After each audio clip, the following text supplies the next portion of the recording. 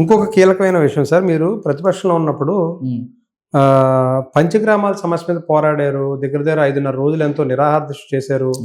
2019లో నేను అధికారంలోకి వస్తే వైఎస్ఆర్సీపీ అధికారంలోకి వస్తే పంచగ్రామాల సమస్యను పూర్తిగా పరిష్కరిస్తాము. పంచగ్రామాల సమస్యను పరిష్కరించిన తర్వాత మాత్రమే 2024 ఎన్నికల్లో మీరు పోటీ చేస్తామని చెప్పారు. ఎందుకు సార్ 5 ఏళ్ళు కూడా మీరు ఎందుకు పంచగ్రామాల సమస్యను మీరు ఒక్కసారి ఆ సబ్జెక్ట్లోకి వెళ్తే, ఎప్పుడు ఏ ముఖ్యమంత్రి ఏ ప్రభుత్వం తీసుకోలేనటువంటి నిర్ణయాలు ఆ పంచగ్రామాల భూ సమస్యను పరిష్కరించడం కోసం మొన్న 2019 నుంచి 24 మధ్యలో తీసుకోవడం జరిగింది. నాకు మా ఎమ్మెల్యేగా నాకు అసెంబ్లీలో నాకు అవకాశం వచ్చిన మొట్టమొదటి స్పీచ్ నేను పంచగ్రామాల భూ సమస్య మీద మాట్లాడడం. జగన్మోహన్ రెడ్డి గారు అంటే ఆయన అసెంబ్లీలో నేను మాట్లాడిన మాట విని ఇమీడియట్గా దాని మీద ఒక కమిటీ కూడా వేశారు. 5 మెన్ కమిటీ వేసి ఆ కమిటీ ద్వారా అధ్యయనం చేసి ఇమీడియట్గా ఎప్పుడు ఎవరు అటువంటి నిర్ణయం తీసుకోలేదు.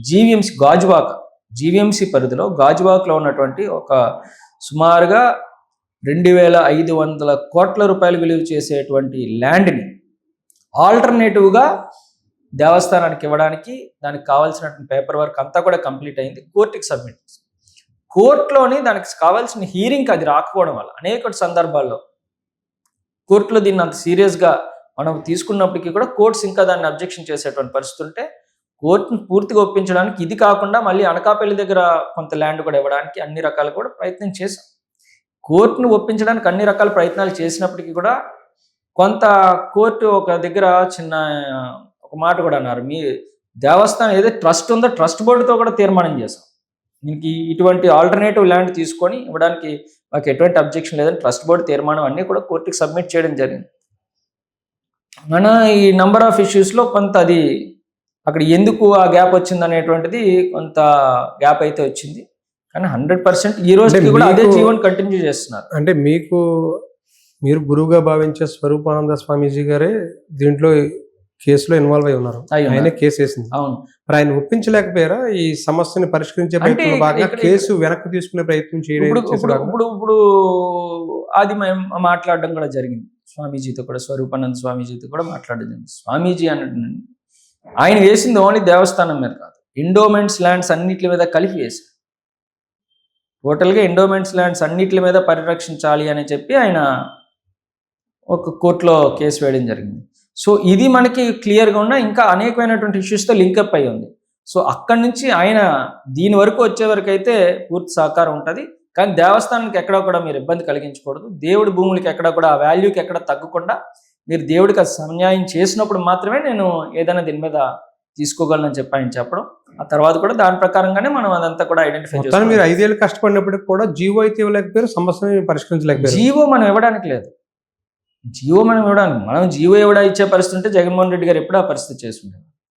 మనం అన్ని రకాలుగా కూడా ఇది కోర్టులో ఉండిపోయినటువంటి అంశం. దానికోసమే కోర్టును ఒప్పించడం కోసమే మనం ఇంత వాల్యుబుల్ ల్యాండ్స్ ఎప్పటికి కోర్టు సమస్య పరిష్కారం అవుతుంది సార్? కోర్టులో దీనికి ఎప్పుడు హీరింగ్ పూర్తయి ఫైనల్ గా ప్రక్రియ తీసుకొచ్చి దానికి కావాల్సిన ల్యాండ్స్ అలాట్ చేసి ఆ వాల్యుయేషన్ అంతా కూడా మనం క్యాల్కులేట్ చేసి ఒక ఫైల్ అంతా తయారు చేసి కోర్టు ముందు పెట్టడం, కోర్టు 2-3 సార్లు దాన్ని పరిశీలించడం కూడా జరిగింది. ఇప్పుడున్న ప్రభుత్వాలు ఈ సంవత్సరం ఉన్న కాలంలో కోర్టులతో ఎవరైనా అసలు దీనికోసం మాట్లాడడం కానీ జరిగిందా? ఎటువంటి డిస్కషన్ అయినా కోర్టులో జరిగిందా? ఎందుకు పట్టించుకోలేకపోతున్నారు? ఇప్పుడు నేను చెప్పిన దాంట్లో ఏమైనా వాస్తవం ఉందా? నేను చెప్పింది ఇప్పుడు నేనేమి 4 గోడలు ఇవాళ మీ ముందు మాట్లాడుతున్నానంటే ఇది ప్రపంచం అంతా కూడా వెళ్తారు, మా నియోజకవర్గంలో ప్రజల దగ్గర కూడా వెళ్తుంది. మేము ఈ రకంగా చేశామా లేదా? గత ప్రభుత్వాలు ఏం చేశాయి? ఈరోజు మేము వచ్చిన తర్వాత దీన్ని ఎంతవరకు ముందుకు తీసుకెళ్ళాం?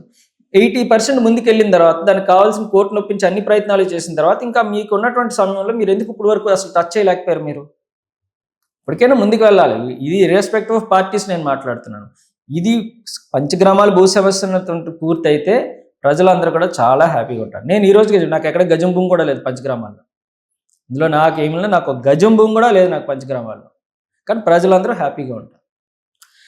ఇంకొకటి సార్, ఎన్నికల దానికి వెళ్తే మీ గెలుపులో మీ వెనకాల ఉండి ప్రయత్నం చేసిన సరడం చిన్నప్పలనాయుడిని పార్టీ నుంచి మీరు బయటకు పంపించారు. 2023 సంవత్సరంలో సస్పెండ్ చేయించారు అంటారు. ఎందుకు సార్? ఏంటి మీకు ఆయనకు వచ్చిన గ్యాప్ ఏంటప్పుడు? అంటే కార్పొరేషన్ ఎలక్షన్స్ అయ్యాయి, జీబీఎంసీ ఎలక్షన్స్. ఆయన కార్పొరేటర్గా కంటెస్ట్ చేశారు, ఆయనకి మేయర్ ప్రామిస్ చేశారని అన్నారు. మరి అది సాయిరెడ్డి గారు వాళ్ళతో మాట్లాడుకున్నారు, అది నాకు తెలియనటువంటి అంశం.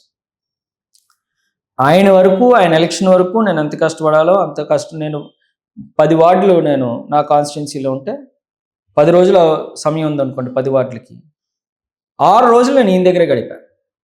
మిగతావన్నీ 4 రోజులే, మిగతా 9 ఆటలకి తిరిగినటువంటి పరిస్థితులు. అంత టైం గడిపాను, ఫుల్ ఫ్లెజ్డ్గా ఎఫర్ట్స్ పెట్టాను.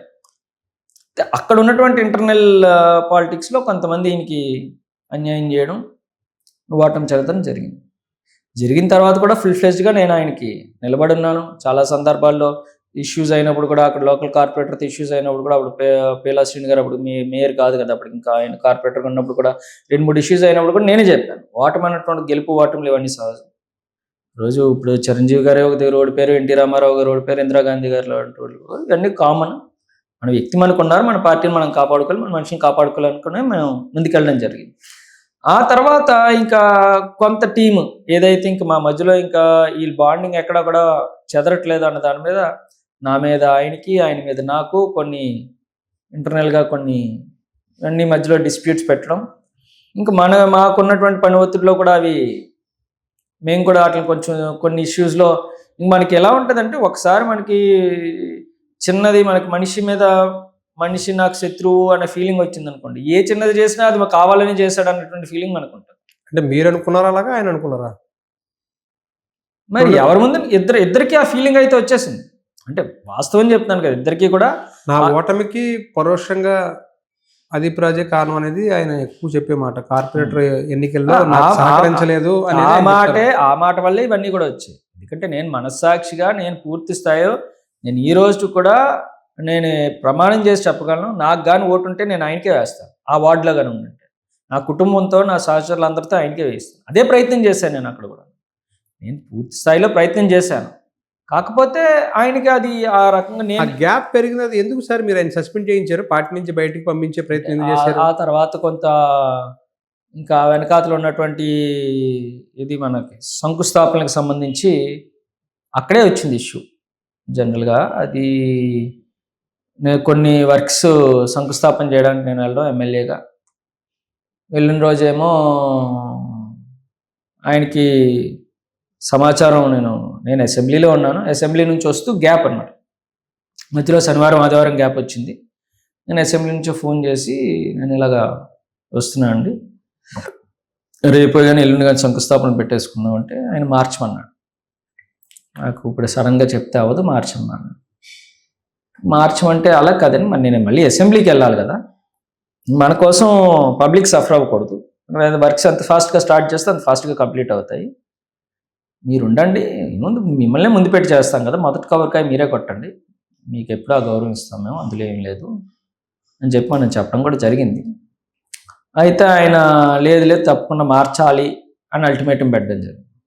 మార్చాలి అంటే నేను అసెంబ్లీని మార్చుకోలేను కదా, డేట్స్ నేను అసెంబ్లీకి వెళ్ళాలి, తప్పదు, లేదు నేను చేస్తానని చెప్పి నేను ముందుకెళ్ళాను. అప్పుడు ఇష్యూ అన్నటువంటిది ఇంకా ఆయన అనుచరులను కొంతమంది ఆయన పంపించారో మరి వాళ్ళే వచ్చారో తెలియదు, నా కారు కట్టుగా కూర్చోవడం, అది ప్రాజెక్ట్ గో బ్యాక్ అనడం, నేను ముందుకెళ్ళి కార్యక్రమాలు కంప్లీట్ చేసుకోవడం, ఇంకా అక్కడ నుంచి పెద్దదైంది. ఆ తర్వాత ఇప్పుడు అన్ని సర్దుమణికి వెళ్ళండి. తర్వాత సస్పెన్షన్ వరకు మీరే వెళ్ళారా? జగన్ గారి దృష్టికి తీసుకెళ్ళి సస్పెండ్ చేయాలని పట్టుబట్టినట్టున్నారు. నేను పట్టుబట్టలేదు, నేనైతే పట్టుబట్టలేదు, కానీ జరుగుతున్నటువంటి వాస్తవాన్ని సుబ్బారెడ్డి గారు దీంట్లో పెట్టాను. జగన్మోహన్ రెడ్డి గారి వరకు కూడా నేను ఎప్పుడు ఈ ఇష్యూని, చిన్నప్పనాయుడు గారి ఇష్యూని తీసుకెళ్ళి జగన్మోహన్ రెడ్డి గారి దగ్గర అయితే పెట్టలేదు. జనరల్ డిస్కషన్స్లో లోకల్లో ఉన్నటువంటి వాళ్ళందరికీ కూడా తెలుస్తాయి కదా, కూడా తీసుకున్నారు, సస్పెండ్ చేసినా మళ్ళీ వెంటనే పార్టీలోకి తీసుకున్నారు, మళ్ళీ చేశారు. మళ్ళీ ఎలక్షన్ తర్వాత ఇప్పుడు ఎలక్షన్ తర్వాత కొంత పొరపాట్ల వల్ల ఇవన్నీ కూడా జరిగాయి అనుకున్నది ఆయనకి అర్థమైంది, నాకు అర్థమైంది. రెండు వైపుల నుంచి పొరపాట్లు ఉన్నాయని అనుకోవాలి. అంటే యాక్చువల్లీ అక్కడ జరిగింది ఏంటంటే, ఆయన ఫస్ట్ థింగ్ నేను నా పరోక్షంగా ఆయన ఓటమికి కారణమయ్యాను అనేటువంటి ఫీలింగ్లో ఆయన ఉన్నారు ఆ రోజుకి. అది 100% ఇవాళకి కూడా నేను ఎక్కడైనా నేను ప్రామిస్ చేసి చెప్తాను. ఇప్పుడు కూడా మీరు ఒకటే, బట్ సన్యాసరావు గారు అనేటువంటి వ్యక్తి ఉండేవారు, 77వ వార్డు, అప్పుడు 55వ వార్డు కింద 77వ వార్డు. అక్కడ ఆయనే లీడర్ ఫస్ట్ నుంచి. ఒక చిన్న ఇష్యూ వచ్చింది, అక్కడ సంబంధించేదో వర్క్కి సంబంధించేది ఇష్యూ వచ్చింది. ఇష్యూ వచ్చిన తర్వాత ఆయన మరణించడం ఆయన సోరియాసిస్ హెవీ అయ్యి పసరు మందుకి వెళ్తే ఆ పసరు ఏదో రాసేసరికి అది ఇన్ఫెక్షన్ అయిపోయి ఆయన హాస్పిటల్లో కొన్ని రోజులు ఉన్న ఆయన చనిపోయారు. చనిపోయిన తర్వాత నేను బాడీ దగ్గరికి వెళ్ళాను. ఆ కుటుంబ సభ్యులందరూ కూడా మీ వల్ల ఎలా జరిగింది అన్నట్టు వాళ్ళు ఏదో ఇక బాధ కోపంలో బోల్డ్ ఉంటారు. నాన్న మాటలు కూడా అనేసి నన్ను అక్కడ చాలా అవమానించారు. నేను అవేం పట్టించుకోలేదు. మనిషి చనిపోయారు. నాకు మొదటి నుంచి నేను ఆయన పెద్ద ఆయన కింద చూశాను. గురువు గారిని పిలిచేవాడిని సరదాగా. అలా వెళ్ళి దండేసి నేను వచ్చేసాను. వచ్చేసిన తర్వాత కూడా మళ్ళీ వాళ్ళు నా దగ్గరికి వచ్చారు. ఆ రోజు ఏదో ఆవేశంలో ఉన్నామండి, మరి నేను ఆయన చనిపోయారు కాబట్టి నేను పోటీ చేస్తానని సూర్యకుమారి గారు వచ్చారు. మంచిదమ్మా, చెయ్యండి. ప్రతి ఇంటికి ప్రతి ఒక్కరికి ఫోన్ చేసి ఆవిడని గెలిపించాలని చెప్పాను. నాకు పార్టీ ఇంట్రెస్ట్, నాకు ఇండివిజువల్ ఇంట్రెస్ట్ ఎప్పుడూ ఉండదు. నన్ను వాళ్ళు అంతమంది మధ్యలో మీడియా ముందు నన్ను తిట్టారు, నువ్వు నాశనం అయిపోతుంది, ఎవరు చాలా మాటలు అన్నారు. ఇవన్నీ అన్నారని చెప్పి నేను అవేం పట్టించుకోలేదు. కానీ పార్టీ నాకు మైండ్లో ఎన్నున్నా పార్టీ ఏదైతే ఇచ్చిందో దాన్ని నేను నిలబెట్టి. ఇప్పుడు సద్దుమరుగు వేశారు వివాదాలని. ఆవిడ పార్టీలోంచి ఆవిడ ఎలక్షన్కి అంతా బాగానే చేసింది. ఎలక్షన్ అయిపోగానే ఆవిడ జనసేనలోకి వెళ్ళిపోయింది. చిన్నప్పల నాయుడు గారు మాత్రం నేను ఇప్పుడు చక్కగా తండ్రి కొడుకుల్లా ఉంటాం, మాట్లాడుకున్నాం. నేను వెళ్ళాను ఇంటికి, ఆయన ఒకసారి పండగకి పిలిచారు. ఒక స్టేజ్ మీద అనుకోకుండా పక్క పక్కన కూర్చున్నాం. నేను వస్తానండి ఒకసారి మీ దగ్గరికి అని అన్నాను. వెల్కమ్ అమ్మ, రామ్మ, ఇలా పండుగ ఉందని పిలిచారు. వెళ్ళాను. తర్వాత నేను ఆయన ఇంటికి బ్రేక్ఫాస్ట్కి వెళ్ళాను. ఆయన మా ఇంటికి బ్రేక్ఫాస్ట్కి వచ్చారు. కూర్చున్నాం, మాట్లాడుకున్నాం. గతంలో ఎలా జరిగింది, మీ వల్ల నాకు ఇబ్బంది అయిందమ్మా అని చెప్పారు. వెరీ గుడ్ సార్, నేను అది మార్చుకుంటాను. నా వల్ల మీ వల్ల నాకు ఏ ఇబ్బంది ఉంది సార్ అని నేను చెప్పాను. ఆయన లేదమ్మా రిపీట్ అవ్వదన్నాను. సరే, మళ్ళీ హ్యాపీగా అందరం కలుసుకొని ఇప్పుడు ఒకటే ఎజెండా మాకు 2019 వైఎస్ఆర్ కాంగ్రెస్ పార్టీ జెండా ఎగరాలి. దానికి 100 మెట్లు తగ్గడానికైనా రెడీ.